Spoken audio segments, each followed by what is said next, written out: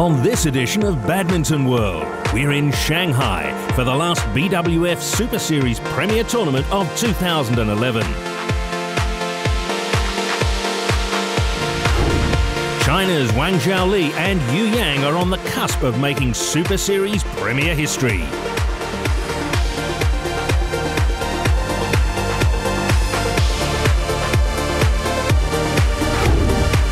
And we examine China's contribution in spreading the game across 3 different continents.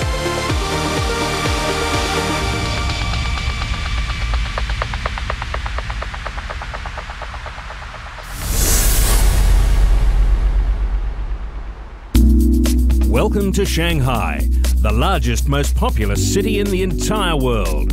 Having been described as a showpiece of China's booming economy, this sprawling metropolis is every bit as grand as one can imagine. Its ultra-modern urban landscape telling the story of China's emergence as a global superpower in recent decades.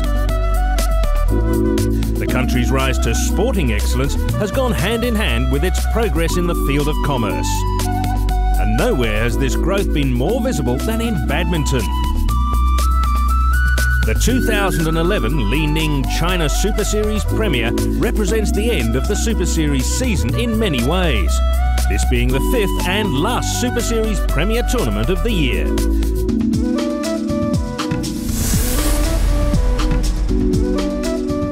There was some very good badminton on show during the initial rounds of the competition. Malaysia's Lee Chong-wei faced Japan's Kenichi Tago in the second round. Their confrontation lasting just 29 minutes. Only needed the one opportunity. 21-9, 21-7. Lin Dan and Chen Long won their round 2 matches with ease. But Indonesia's Taufik Hidayat couldn't make it past his compatriot Simon Santoso. In the women's singles, China's Li Zhirui got past Hong Kong's Yip Pui Yin in straight games. This time, second time of asking. 21-11, 21-10. Local favourites Wang Yihan and Wang Jin had no trouble making the last 8. But Wang Xishan suffered a shock upset at the hands of 16-year-old Ratchanok Intanon.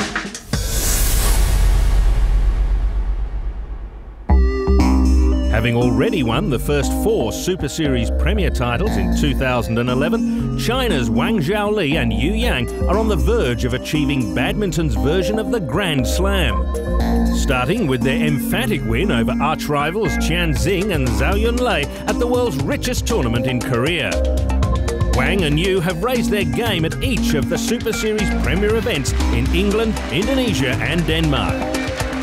And now the Li-Ning China Superseries Premier represents their chance to pull off this incredible feat in the very first year of this Blue Ribbon Series.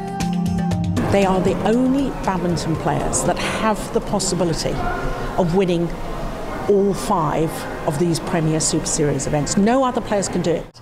This is incredibly difficult. You know, Lee Chong-wei has been outstanding over the year, but he hasn't won all of the Premier events. Lin Dan has been outstanding in majors, Olympic Games, World Championships, things like that. He hasn't won all the Premier events. This, I'm sure, will prove to be incredibly difficult. At 25, Yu Yang is actually the senior pro among the 2. The doubles specialist having partners Du Jing en route to a gold medal at the 2008 Beijing Olympics. Her decision to form a team with the younger Wang Xiaoli in 2010 might have raised eyebrows then, but subsequent results, including their victory at the 2011 BWF World Championships in London, have proved that the pair complement each other perfectly. In terms of our playing style, we're both attacking players, so we haven't had to change our game too much. One big difference is that Wang Xiaoli is younger than I am. So, in terms of fitness and physicality, she's a lot quicker and a lot more agile. That's mainly the reason that our game has taken on a faster pace, and the badminton has been of a higher level.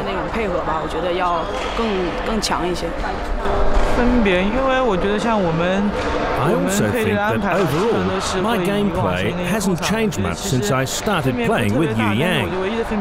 But I guess one big difference is that she's a more senior player. And she has the ability to remain calm and composed during the big points. Wang and Yu have reached the final of every Super Series tournament that they've entered this year. A staggering achievement all by itself. The last two Super Series titles in France and Hong Kong have also gone their way. Proof that this pair has shown no signs of flagging yet. Pairs can come together, and there's a little bit of excitement, I suppose, of a new partnership and, you know, inspiration.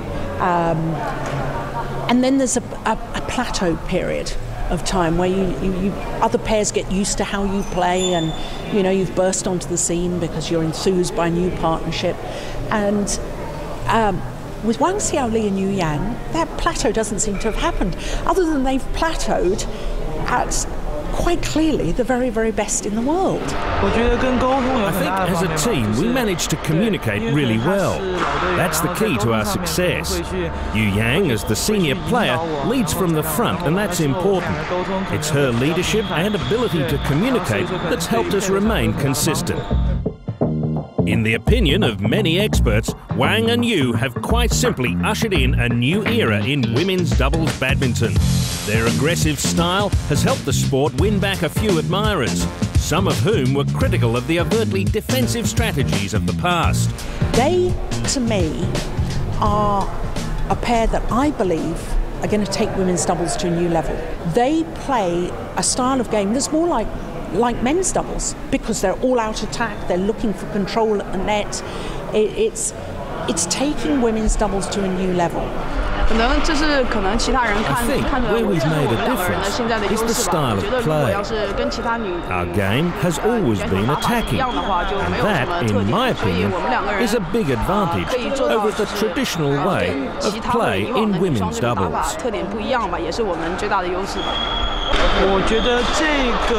It's hard for me to say what other pairs are doing, but I hope that in the long run, our style of play will help change women's doubles. The idea is for it to be more dynamic and exciting to watch, and I hope what we're doing will rub off on others eventually. I think that would make women's doubles a lot more rewarding as a spectator sport.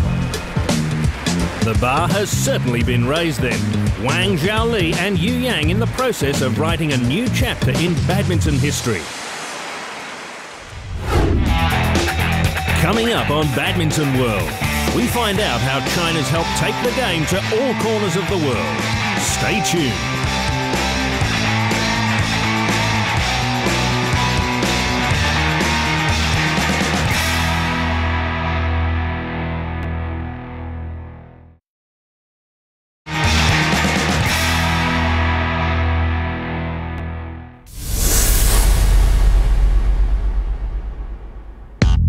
It was time for the quarterfinals at the 2011 Li-Ning China Super Series Premier, where Peter Gader was drawn up against Indonesia's Simon Santoso. Gader taking the first game.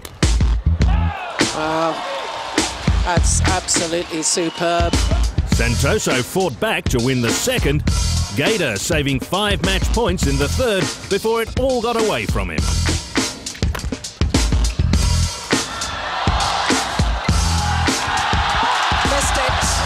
This time, Simon Santoso converts. In the other quarter-final matches, Lin Dan and Chen Long remained on course with easy wins. Li Chongwei also making the last 4. In the women's singles draw, second seed Wang Yihan had as many as 11 match points in hand against Petya Nedelcheva.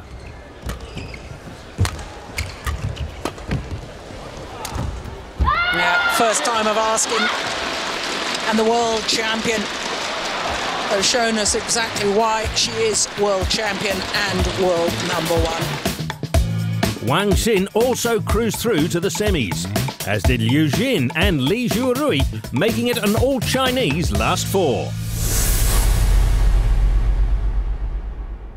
Starting out as a recreational tool for British officers in 18th century colonial India, badminton has surely taken on a Chinese hue in the last few decades of its history. Wang Xiaoli confirms that status as the world's best. Not only are there players currently at the top of the world game, China's limitless reserves of talent mean that their run of domination is likely to last quite a while. But an interesting byproduct has been the spread of the game through Chinese expatriates who've carried the love of badminton to all corners of the globe. Take Grace Gao and Toby Ng, for example, the mixed doubles pair representing Canada in the international arena. And both of them trace back their origins to the mother country. I was actually born in China, and I started playing when I was about 10 with my dad. Just in the local gyms, like in the universities close by my house. Yeah, so that's how I got started. My daddy actually got me started on badminton. I was just playing like recreationally, like kind of all my life, and then I guess like at the end I decided to try and pursue it, like kind of play like locally, provincially, then maybe nationally, and then I guess one day it was like, oh, we'll just give it a shot, and then I guess we enjoyed it, and then so we went to play internationally. Canada, of course, is considered a badminton backwater. These players of Chinese origin having to face some unique challenges. It's just that everyone is really spread out because Canada's pretty big, and then so every group will only have maybe a few like really good players maybe, and then so the level is actually really different, but they still all have to train together. So whereas like in the other countries they have all the best guys train together and compete and everything. But what I do see in tournaments when I go travel, and I do see a big difference is Team China is always together, and they have a coach, and they have like their team managers and whatnot always with them, and the team is always together. But for Canada, it's more individual. Like we don't really have a team coach. We do have a Canadian coach, but we can't afford to pay them to travel with us to these tournaments. So I think that's the biggest difference. New Zealand's Michelle Chanqi is also a second-generation expat whose parents emigrated from Hong Kong when she was very young. The 24-year-old is ranked 50th in women's singles and has moved base to Denmark in her attempt to break into the top echelons. My parents are actually from Hong Kong, but we immigrated to New Zealand when I was about 3. So I grew up there, and I moved to Denmark about 3 years ago. Yeah, because there's different styles. So in New Zealand you can basically win with one style, but then when you play different players you have to learn to switch tactics, and you find out your weaknesses more, so you improve, I think. China's highly competitive domestic scene has compelled players like Hongyan to try their luck on foreign shores with reasonable success. Hongyan plays for France, of course, where she's helping inspire a new generation of local talent. They are trying to make a program for the kids and to develop the badminton from the very young age. So it's getting better. We have some younger generation coming up better than the older ones. So I think still takes time, because in France the system is different as China, because they are not professional players. So they have to manage with the school and the training. So it's quite tough for them. For countries like Canada and New Zealand, there's still a long way to go before they can be counted among strong badminton nations. And this is where their current crop of players can help. Oh, definitely. I think there's a lot of local potential right now. In Canada, I see a lot of young players. Like they have a lot of potential. The only thing we need really is a better system, supporting system to bring them up to this level. I really do think, just in terms of young talents, all around the world it's the same, but it's more or less how we train them, or how we train them to become better, like both mentally and physically. So, as the game looks to spread into previously uncharted territories, the Chinese influence is bound to play a significant role in the future.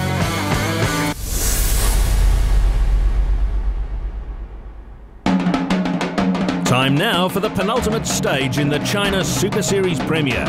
Indonesia's Simon Santoso walking out to meet China's Chen Long, who dominated their 44-minute encounter. Missed it.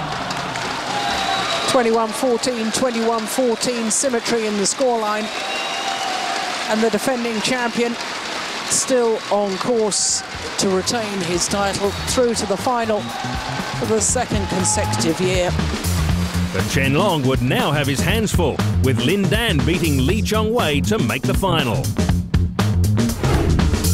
The men's doubles draw featured a high-profile clash. Denmark's Mathias Bo and Carsten Mogensen losing the first game before fighting to 17-all against Korea's Jung Jae-sung and Lee Yong-dae.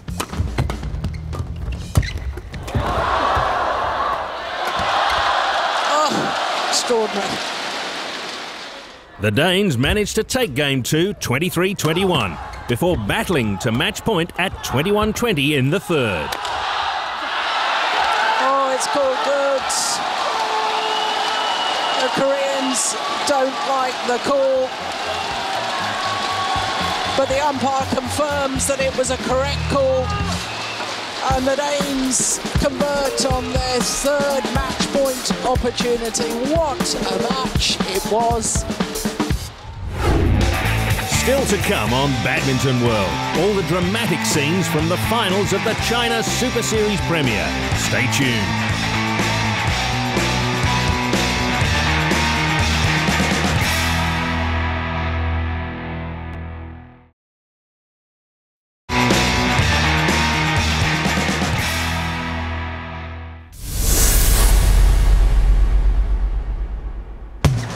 With its local sports scene blossoming with young talent, the Republic of Hong Kong is hoping to become a badminton nation of strength in the future. The local federation has invested a lot of effort in training up their generation next, and now it's time to reap the rewards. We can know the future for Hong Kong badminton is very good, and because I think I talk about it, after 10 years we are development. So many kids they want to play, and we have more kids player for in the Hong Kong. So we can think about the future as really good for the Hong Kong. There's more good news for Hong Kong with the experienced Wang Chen taking on a coaching role after serving her country with distinction as a player. Wang is the 2006 Asian Games gold medalist and Hong Kong's only Super Series winner. And she's aware that it might be a while before the country produces a true champion. I can't say at this moment that the overall level of badminton in Hong Kong is of international standard. We have some good players, but we need more of them, just like China, or even Denmark and Korea have managed to develop. Honestly, right now all our players don't quite belong to the highest level, but there are some very bright sparks. And the players are certainly benefiting from Wang Chen's influence on and off the court. The women's doubles pair of Hun Lok Yan and Suet Tse Ying following her advice all the way to a top 10 spot in the BWF Super Series rankings.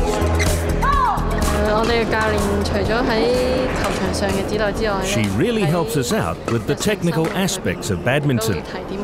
But it's not just that. She also offers us plenty of advice outside the court as well. She has given me tips on how to look after my health and fitness, how to eat healthy, and generally how to look after yourself.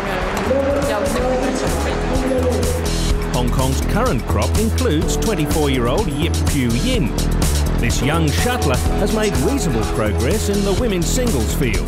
The 2006 Asian Games silver medalist managing to stay within the top 25 in the BWF Super Series. I think Hong Kong future is coming is good because like me a single, but now we are many player is coming up like Tse and Poon is a double player is now world ranking maybe 8 is coming up, and then the single is also coming up. Like say before in Denmark Super Series, she played with the Wang Yu about 3 sets. That means our Tong team, the future is coming. I think is good. The local establishment is making all the right noises with regards to the future of the game. And with the Super Series providing regular exposure to top-flight action, Hong Kong's badminton setup looks to be in robust health.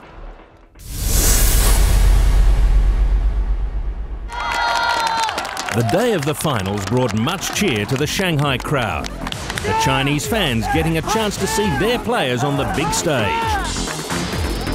The mixed doubles affair involved local pair and top seeds Zhang Nan and Zhao Yunlei. Their opponents, Christina Pedersen and Joachim Fischer-Nielsen, losing the first game 21-11. Game 2 proved to be equally one-sided. Zhang Nan and Zhao Yunlei sitting on 6 match points. Well, the only time in 6 meetings now that the match hasn't gone the full distance. Only time has been won and lost in 2 straight games, but today it was a superb performance by the world champions, Zhang Nan and Zhao Yunlei. The women's doubles pair of Wang Xiaoli and Yu Yang were looking for their 5th Super Series Premier title. Facing them, the relatively unheralded pair of Tang Jinhua and Zhao Huan, who failed to make an impression in the first game. Simple kill after a good return of serve. And there was simply no let-up in excellence by the Chinese top seeds. Wang and Yu just 1 point away from a famous win. Well, what a year they've had. Their 10th title of the year. They have now won all 5 Premier Super Series events. There was no Chinese pair on show in the men's doubles final. Denmark's Carsten Mogensen and Matthias Bo up against Sung Hyun Ko and Yeon Seong Yu, the Korean pair losing the first game 21-17. Only needed the one. Well worked. Mogensen and Bo were too good to let this one slip away. The Danes winning their 2nd Super Series Premier title of the year. And the Danes delighted with their performance.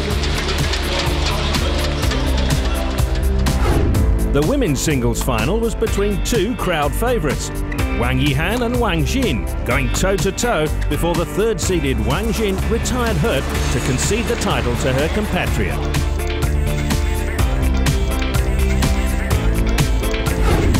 The men's singles final was also a star-studded affair, reigning Olympic and world champ Lin Dan taking on the young Chen Long.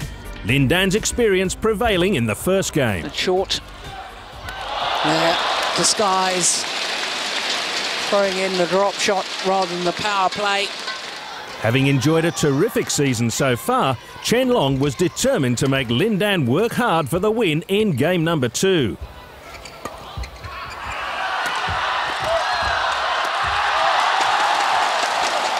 Not yet.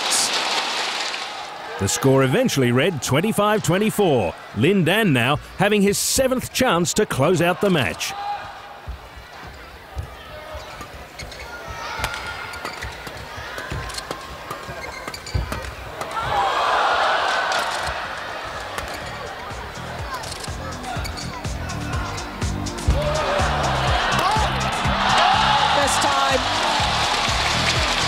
Lin Dan converts 26-24, having won the first 21-17, and for Lin Dan, applauded by Xie Shenfeng, his 5th China Open title. So Lin Dan winning his 2nd Super Series Premier title of 2011 in front of an adoring home crowd.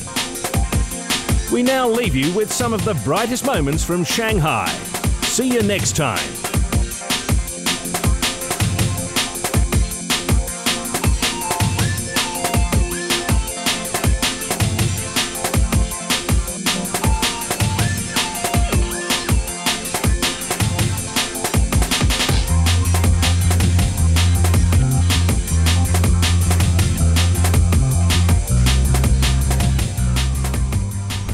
You can Now log on to the BWF's official live streaming channel, hosted by YouTube, the world's largest online video community. Just type in badmintonworld.tv for all the live badminton action from around the planet. Also enjoy access to a feast of match highlights, behind-the-scenes footage and player profiles on the online version of the Badminton World magazine show. All this only on badmintonworld.tv.